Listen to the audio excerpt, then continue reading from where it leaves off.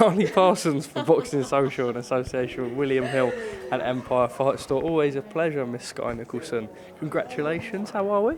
I'm good, Charlie Parsons. How are you? I'm well. Another good performance. Just spoke to Eddie, working on more things and sort of perfecting more and more things. I know it was just a bit of a run out for you tonight, but how do you feel?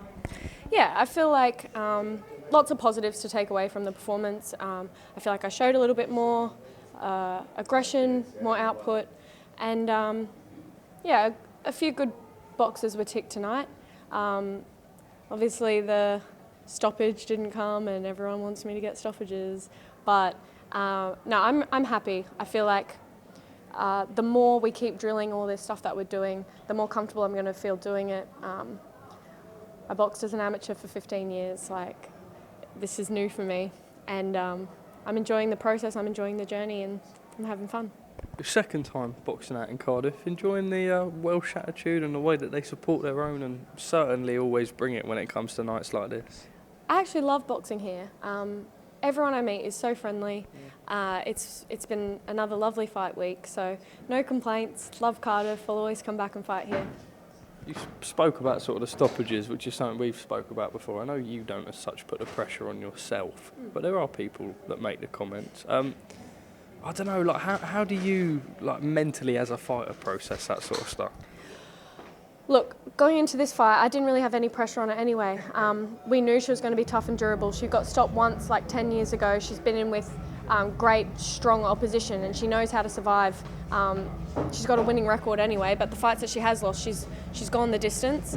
So we didn't have any expectation or pressure on that tonight.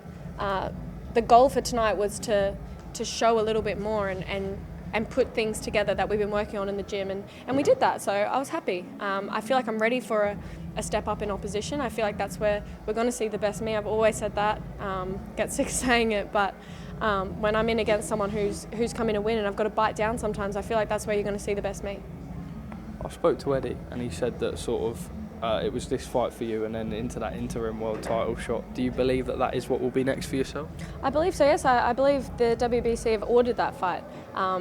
They basically forced me to vacate the silver because I was being ordered for that fight. So you hope so then in that case? I do hope so, because I also copped a lot of shit online for that too, which I had no say in. They said she's being ordered for this fight, she has to vacate this one. So yes, that is what's next.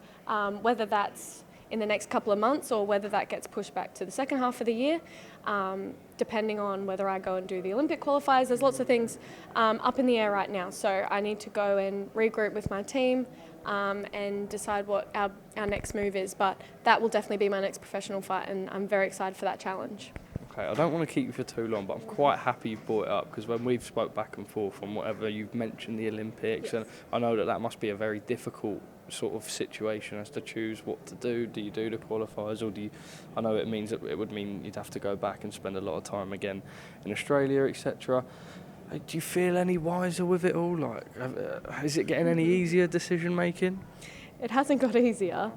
I feel like there's been a bit of tug of war almost between, obviously, the people who want me to come back and qualify for the Australian team, and then obviously there's my new team, my pro team, that we're making all this progress, and we're developing myself as a professional boxer, that are a little bit worried about me obviously going and backtracking on what we've been working on. So there's a lot to think about, there's a lot to kind of work out, but at the end of the day it is my final decision, and I know that whatever decision I make, I'll be set on that decision and I won't have any regrets. So that's what's most important. Skye, is it sort of weird almost in the fact that we talk about this interim title shot, and then if you do the Olympic qualifiers, is there a chance that you may also miss your opportunity for that interim belt? I don't know. I mean, that'll also depend on the timing. It'll depend on when they want me to have that interim fight and when the qualifiers are, and how that's going to work out. So, and that'll be when I obviously will have to probably make a big decision. So, I need to sit down and work out what's next with my team, but they're kind of my options right now. On a personal note, I was sat chatting away with your mum and dad earlier on in the hotel.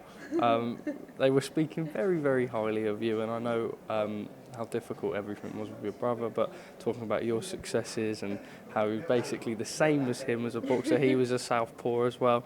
So interesting to pick their brains, and nice to see that they're willing to travel the world to watch you, and just how much you sort of, I don't know, lift the family up. I thought it was very nice, Skye. I have the proudest parents in the world. I am very lucky. They're very supportive.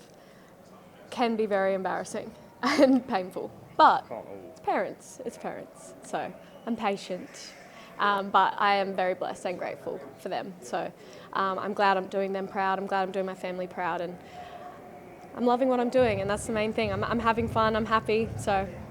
Skye Nicolson, thank you as always for speaking to us at Boxing Social. Catch up very soon on Zoom, I imagine. Thank you, Charlie.